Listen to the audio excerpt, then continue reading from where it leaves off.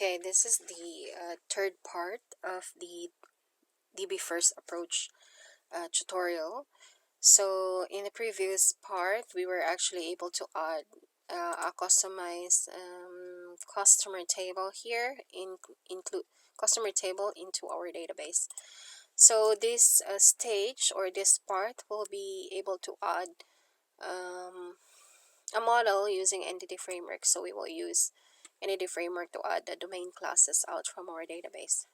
Okay, so the first thing to do is to go to the models, because again these are actually models within your application. Okay, and then from models you click add, then go to new item, and then from new item select data, ado.net. Again, for those who are not familiar what ado.net means, I think and I would suggest that you should research on this one. So I would assume that whoever is actually going to use this tutorial would have a prior knowledge on ado.net, because this is basic. And then after that, you should supply a name here, or you should write a name for your model. So by default, I just leave whatever name that the entity frame, no, sorry, that the data new item is suggesting me to have. So of course, as I've said, you can just rename it into your own name. Okay, and then you have so many options here to do. So currently, because we are starting with a database, so I will select this one, EF Designer from database. But of course, other one is like code first model or code first from database. So or MTEF, so meaning say there's nothing, no database at all. So if you notice in the explanation here, if you select that option, means to say it will create a model out of an existing database. So existing database means to say the traditional database. Okay, so select that one, click next, and then there are three portions that you can see here. The default connection, meaning to say that this is the name of the connection that you have preset when you created the database actually here. So we will select that. It should be selected here. And then the connection string, this connection string will be added again into the web config file. And then lastly, you have your DB entities or EF database entities. So it will take the database name plus the entities keyword here. So basically, this is your class name, like a container for all the tables. All the tables within the database. So again, as I've said, you are actually auto-generating a model out from the database, right? So this is like the one big class, which you have to instantiate an object with if you are going to use the table inside the controller. Okay, so that would be important also. And then click next. And then on this stage, if you look at closely, you can see tables, views, stored procedures, and functions. So again, if you have created views or stored procedures and function within your traditional database design, then you can see it from here also. So currently, I'm only creating tables, which is of course the customer and the ASP.NET. So of course, this one I didn't do. I just used the identity 2.0. So what I just added here is a customer. And then the second thing is the system diagram. So all information about your system diagram is pre-listed here also. And these are very important information. And the migration history, I wasn't able to explain it on the code first approach. This actually, this table is very, very important in a code first approach, because it will store the migration stages that you have done within your application. So again, this table is very important in a code first approach. And then of course in the DB first, I wanted to auto generate a model out of this all tables here. So I just select all, and then again click finish. And you noticed here that these options are actually clicked, because again you are going to instantiate an object to your database class. You're also going to add a foreign key within your model. So of course customer is having a foreign key from your ASP.NET users. And then after that, if you have functions or procedures added within your database or traditional database design, then it's still going to be imported within your application. Okay, so once all the tables that you wanted to auto generate the model with is added, then you just click finish. Okay, again, it takes a bit of a time loading it, so it may be 30 seconds or less, but again, it depends on the speed of your computer and the way it fetches the components. Okay, so if there is an error along the way, then you would see it from your output. Hopefully not.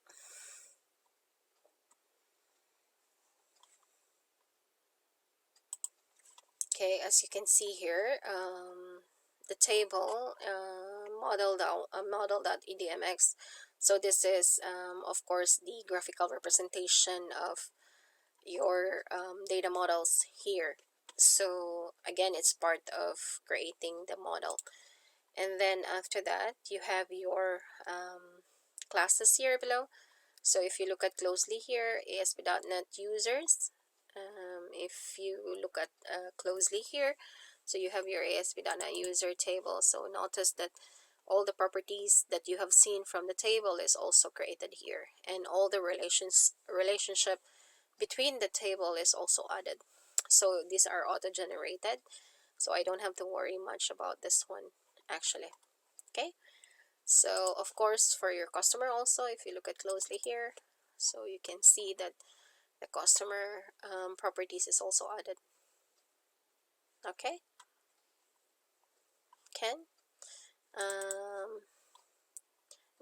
this is core basic of a DB first approach, and once you added the model. Okay, so what I'm going to do is for this application to add that model into the background, I mean to say into the application itself, and to see whether there's an error.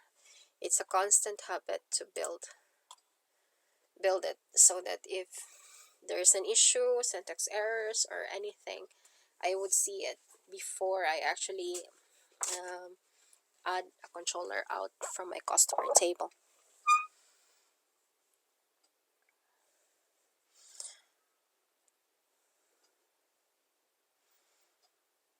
Okay, so you noticed here on the output section, so build 1 succeeded, 0 failed, 0 up to date. So I mean to say that there's no issues or there's no problem within my application. Okay, so the next thing that I will gonna do is to use that database. But as I told you before, I'm going to redirect one of the things here. So when the user register a new user, so I will, after they store it into the ASP.NET user, I will redirect it to the customer profile. So I have to change one of the methods here or actions inside the accounts controller. So accounts handles the registration, the passwords, the external logins, and so on and so forth. So what I'm going to do is I will go to the post method of the register. Okay, noticed here that after the user is actually able to register its username and its password, it will redirect to index and home. But I wanted to redirect into customer and then create, because I wanted to create the profile of the customer. So currently I don't have the customer controller, right? So what I'm going to do is, before I change this one here, but just to let you see that this has to be changed so that you can redirect it to the customer. Okay, so what I'm going to do before this one is to add the customer controller. So add a customer controller, but because we are already having an entity framework and I don't have to rewrite the read, the write, or the CRUD operations of that customer controller, I will just use the MVC5 controller with views using entity framework, because it's already existing. Why do I have to waste my time think about the CRUD operation codes when in fact I can just use or reuse whatever is had been generated, or whoever created the Visual Studio already has it. So I don't have to waste my time on that aspect and focus more on the business logic rather than the basic logic. Okay, so I will select the model. So the model now is customer, right? So I will have my customer here, and then the data context. You should not use now the default one, which is the application DB context. You have to use, which I already had mentioned when I actually added the model, which is the DB entities. So under your web config, later I show you under the web config, you have now your DB entities connection string. So it will auto-generate the connection string, which will map to your existing data source actually here. Okay, so that's the importance of that DB entities there. So again, I will add a controller that will map to my entity framework. And then if you look at closely, I will select customer here, then the DB context. And then generate views, so meaning to say views for index, views for create, views for delete, and details. All the CRUD operations will be auto-generated. And then of course I will use the layout page, because the layout page has that CSS, and then the bootstrap, and then the jQuery bundles added, so that I will have uniformity of the design of the database design. Okay, so once done, click add here. So it will scaffold um, the methods, the read and write, the create, the delete, the details method, as well as the views. So again, by default, this has been auto-generated within my application if I just use the MVC5 controller with views and using entity framework.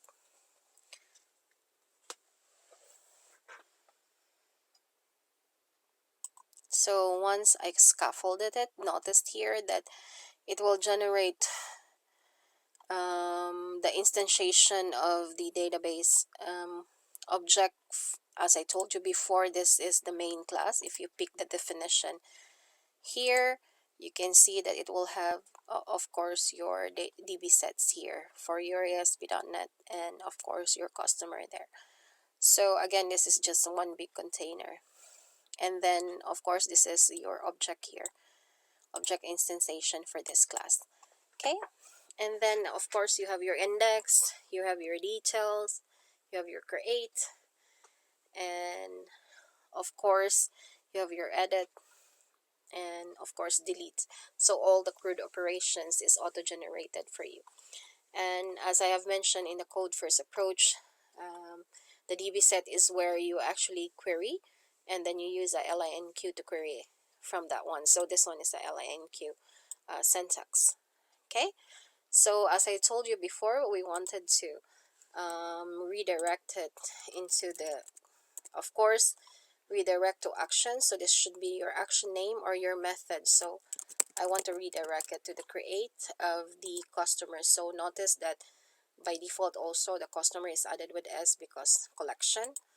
So again, I will just refer it to the customers controller. Again, for those who are not familiar with the structure, the MVC template, so you will have your routing config actually.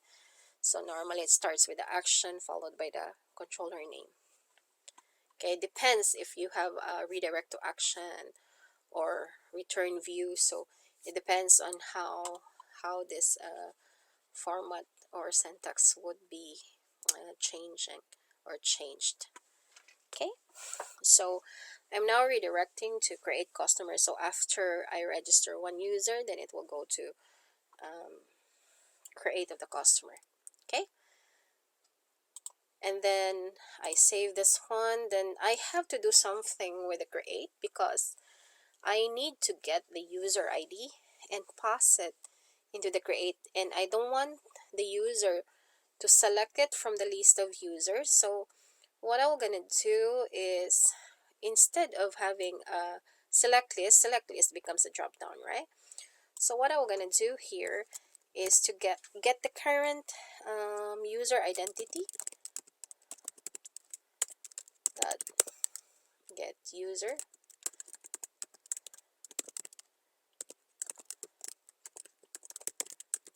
Okay, this one has a problem because um, I actually didn't add the ASP.identity reference. So I'll just add it, and then I will be able to see the get user ID. So I want to get the existing user ID, so when the user register it, I don't want them to see all the list within, all the user within the database. So I will pass it as a view bag. And then at the same time, in the create view, I will hide it. So here it's create, right? Currently you have the model user ID here, right? But what I'm going to do is hide it, meaning to say it's a hidden form, hidden from the application. So I don't want it to be seen by the user because you already have the value, so why would you display it again? So what I'm going to do here is just make this one as a comment. So Control KC to automatically make this one as a comment.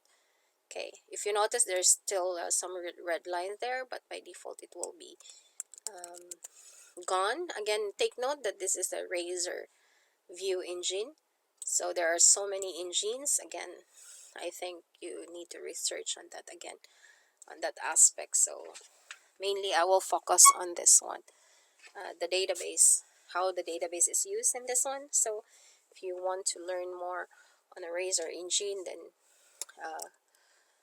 watch out for more tutorials on that on my channel. Okay, so I will use a HTML helper here. So I'll just say at HTML dot hidden, and then of course I will actually use this view bag user ID here. Again, I will use this view bag user ID. So what I'm gonna do is just say here user ID. Okay, can. So I'm actually passing it as hidden, or in another way I can use an input type. So of course, for those who are familiar with HTML, so you can use input type hidden here. You can have an ID here equals to at view bag. You can use a user ID here, and then a name. Okay, again a user ID, and then of course the value here. You can pass that view bag value there. View bag that user ID. Okay, so you can use it that way also instead of this HTML helper. So you can use the traditional HTML design, or you can use this HTML hidden for just a user ID and a view bag. Okay. Okay. Again, view bag is used to transfer from your controller to your view. So either way. So let's see how I use this one first instead of a HTML helper. So of course, this one is shorter than this. Okay. But I would assume that you are more familiar with the basic HTML. Okay, so that's one thing I have to change. I would assume that's the only thing I will change. And then from here on the create, because I'm passing the user ID here and bonded, and because there is what we call the form collection, so this one is hidden, right? So I didn't use any model at all here. Again, I didn't pass a model here from my view. Okay, so I didn't pass the entire model or the customer model. So that's why I have to use a form collection, because I am now having an HTML, traditional HTML, the code here on the create. So what I'm gonna do here is to just add, say, form collection, and then form. Okay, and then after that, what I'm gonna do is I set now the name of the customer. So I would say customer that user ID is equals to form, and then that user ID there within, because I name it as a user ID, right? And of course,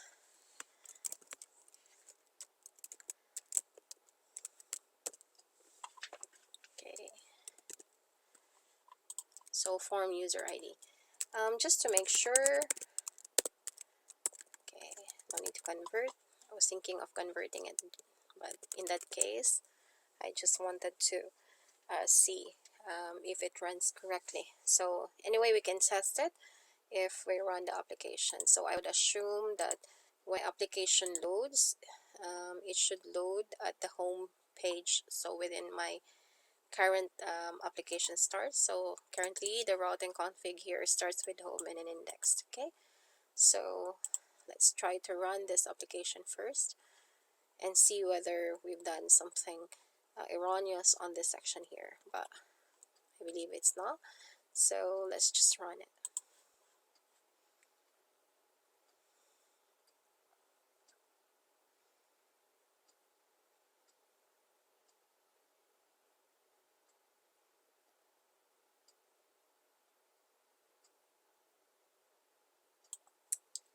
So if you can see, currently it's running on the home index. So let's test the registration, whether it will redirect into the customer create. Okay, so again, to take note that I'm going to register a new user. Then after registering a new user, it should redirect into a create customer. So what I'm going to do is I'll just say guest here at gmail.com, then some password here. Again, do take note that this is a very restricted password. It should be a combination of a uppercase, lowercase, and a special character. Okay, so when I register, so if it's connecting to the database and if there's no issues at all, so it should be able to store those email password and then redirect to customer. Okay, so you notice that I didn't see the user ID here, and then the ID, the running number ID. So again, it should be able to store. So I just say guest, and then guest here, just to test the data. I mean, just to test whether it will store into the customer table. So if you notice that after the customer is registered, you were able to get this user ID. So that's why in this coding here, we are going to, from your customer, right?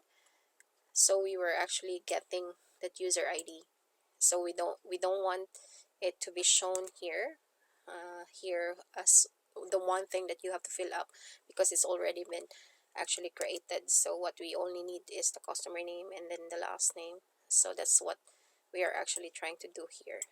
Okay, got it? So again, when I click create, by default it should not have any issues or problems at all. So notice that after I created the create, then I will be redirected into the index page. So if you want to have a different redirection here, of course you can edit from your customer table, customer controller. So again, do take note that the redirection is after it creates, then it will redirect into the index of this controller. So if you wanted to change it, so let's again, do take note that you cannot edit the controller or the code behind the controller while the program is running. So you can only edit the view but not the controller. So if you don't want it to redirect into index of that customer account, you want to go back to the home index, then you can actually just paste the controller name here. Okay, so let's try to add another user and run the application again, so that to test whether the redirection is not from the customer, but it will go to the home indexed instead of the list of users. Okay, so we will register a new user here and see how the redirection is. So in the previous part 1, it redirects into the index of the customer. So what I'm going to do is just say guest1 at Gmail.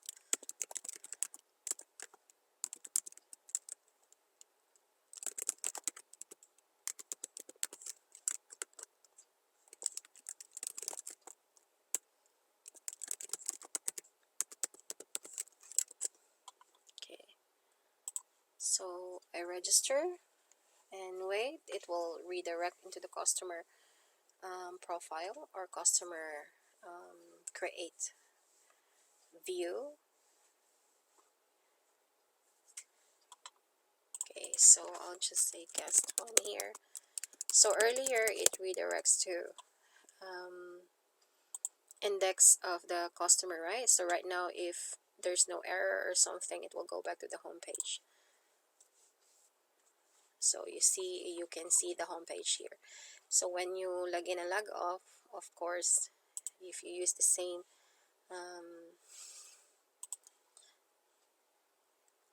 login credentials, so again, guest. Okay, let's just have guest one here, and then log in. So of course, it's already in the database. Data is already stored into the database, so it will not have any issues or problems at all logging in or logging out in the application. So that's the end of an example of a DV first approach. So if you have like questions or clarifications, or you want to ask further on the DB first approach, don't hesitate to leave your comments or questions at the comment section of this video. So thank you, and hope for you to hoping that you are going to watch my next video in my YouTube channel. Again, thank you very much.